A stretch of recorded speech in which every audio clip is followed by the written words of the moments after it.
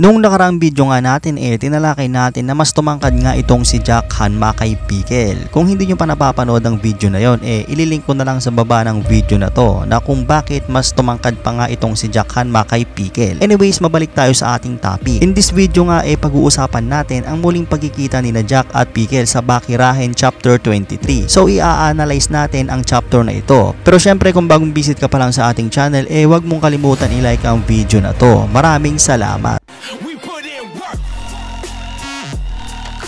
Sa unang chapter nga ng Bakirahen 23 makikita nga natin si Pikel na naglalakad sa kalsada ng Tokyo na kung saan nga agaw pansin nga ito sa mga taong nakakasalubong nito dahil sa kakaiba nitong itsura. Hindi naman lingid sa kalaman natin na nakakatakot nga itsurahan nitong si Pikel kung makikita mo ito sa personal. Habang naglalakad nga itong si Pikel may nakita nga itong tatlong uwak na nakadapo malapit sa basurahan. Nang walang isang saglit nga bigla nitong hinuli at kinain na ikinagulat naman ng mga taong nakakita sa ginawa ni Pikel. Maybe that time gutom siguro itong si Pikel. Anyways, after nga niyang kainin yung tatlong uwak uminom naman ito ng tubig sa mismong kalsada na nakita niya. Matapos nga niyang uminom nagpatuloy nga ito uli sa kanyang paglalakad na may napansin nga ito sa kalayuan. Namukaan agad ito ni Pikel na sina Jack at Tokugawa nga ang natanawan nito habang naglalakad. Nang magkalapit na nga ang dalawa bigla nga niyakap ni Jack itong si Pikel. Na kumbaga na-miss nga ni Jack itong si Pikel. Siguro dahil sa naging huling laban nila nito. At ikinagulat naman ni Pikel ang biglaang pagyakap ni Jack sa kanya dahil mapapansin nga natin na mas tumangkad nga ito kaysa kay Pikel. Ang akala ko nga isa itong drawing error, pero sa aking pagsasaliksik dumaan na naman ulit si Jack Hanma sa isang surgery para mas tumangkad pa nga ito ng husto. Dahil sa yakapang nangyari na yon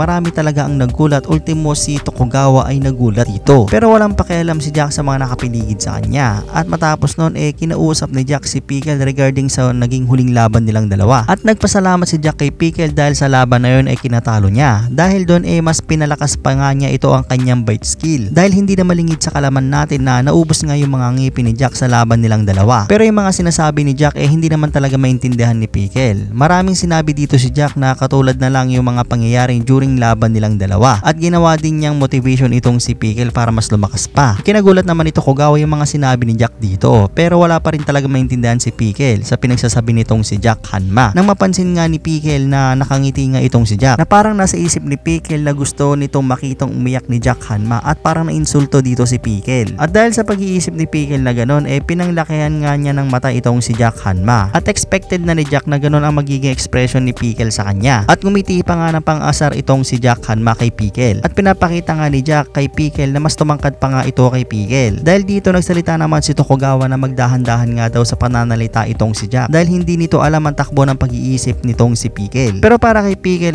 isa lamang maliit na dinosaur ang tingin nito kay Jack Hanma kahit na mas tumangkad ito sa kanya dahil hindi na malingid sa kalaman natin na malalaking T-Rex nga ang kinakalaban ni Pikel during era nito. Pero sinabi ni Jack kay Tokugawa na wala itong pakialam kung ano ang mangyayari ngayon. Ang gusto lang ni Jack ay masubukan ang kanyang bagong ngipin. Either ahina pati even lion pa nga daw ang makakaharap nito at ikinagulat naman ito ng mga taong nakikimarites sa usapan nila. Pero patuloy pa rin ang paalala ni Tokugawa kay Jack na magdahan-dahan pa rin sa pananalita nito. Pero parang pinoprovoke ni Jack si Pikel dito na parang gusto ulit nitong labanan para masubukan nga daw ang kanyang bagong titanium na mga ngipin sa kagatan. Pero habang nag-uusap si Jack at Tokugawa bigla siyang kinagat sa likod ni Pikel at ikinagulat nga ito ng mga nakikimarites sa usapan nila kagaya mo.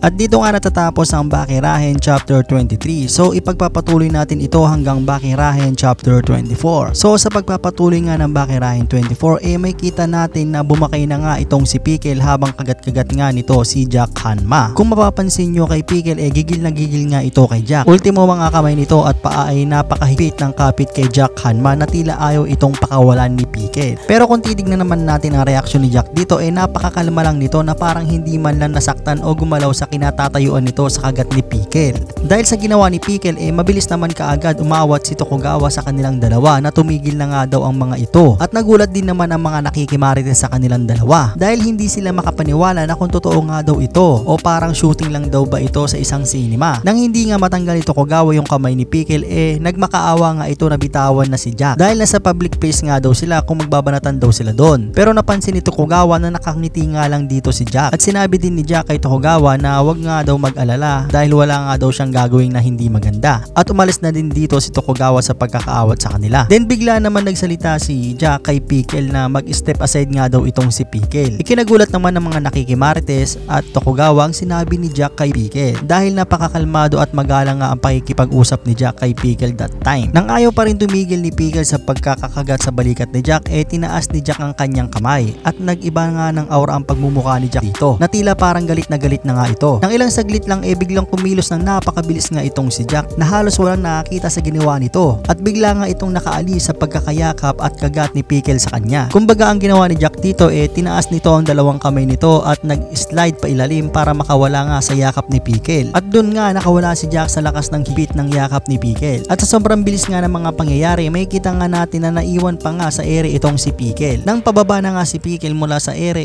nagulat nga ito sa mabilis na kilos ni Jack Hanma. At may kita nga din natin sa bibig ni Pickle ang kapirasong damit ni Jack Hanma na napunit sa kagat nito. At may kita nga natin kay Jack na medyo may tama nga ito sa bandang traps. Pero yung mga nakikimarites hindi pa rin maintindihan yung mga pangyayari. Kahit si Tokugawa hindi makapaniwala kung paano nakaalis nga itong si Jack sa pagkakayakap ni Pickle sa kanya. At may kita nga din natin si Jack at Pickle na handa nga ulit itong maglaban. Nang makabuelo nga si Jack dito sinabi nga ni Jack na ihanda nga daw ang ngipin ni Pickle sa kanyang malakas na suntok. At dito nga mabilis ang binigyan ng isang mabilis at malakas na suntok itong si Pickle. At dito nga tinamaan nga sa mukha itong si Pickle na halos tumilapon nga dito sa sobrang lakas. At sa sobrang lakas nga nagpagulong-gulong pa nga si Pickle sa kalsada. Hindi naman makapaniwala ang mga marites na katulad mo sa suntok na binitawan ni Jack na halos umabot ng ilang metro ang tinalsik ni Pickle dito. Habang nakahiga nga si Pickle nagulat din ito sa biglaang pangyayari na halos hindi ito napansin yung suntok ni Jack sa sobrang bilis. At mabilisan din naman agad tumayo si Pickle. Nang makatayo nga si Pickle may kita nga natin ang battle stand position dito ni Pickle na talaga makikipagbanatan nga ulit ito. Nang magkaharap na nga uli ang dalawa biglang may narinig silang isang boses na itigil na nga daw ang kanilang ginagawa. At dito nga dumating si Hanayama sa pagitan nilang dalawa at inawat silang dalawa at pinaglayo bago pa man magbanatan ang dalawa. At sinabi nga dito ni Hanayama na pagpaliban muna daw ang laban ngayong araw. At nagulat na naman ang mga nakikimarites na kung sino na naman daw ang malaking tao na dumating. At dito nga natatapos ang chapter 23 at 24. Dito na naputol ang chapter na to. Maybe maglalabas pa ulit si Itagaki ng Bakirahen chapter 25 next week. Abangan na lang ulit natin at i-reviewin natin ulit ito. Palagay ko sa next chapter ng Bakirahen 25 magtutuloy ang laban nilang dalawa. Dahil wala namang magagawa si Hanayama sa dalawang malaking taong ito kung gugustuhin nilang maglaban. Kayo, ano sa palagay nyo ang mangyayari? Comment your opinion down below. At syempre kung nagustuhan mo ang ating review about sa Bakirahen chapter 23 at 24 wag mong kalimutan i-like ang video na to. See you in the next video guys. Maraming salamat. Peace.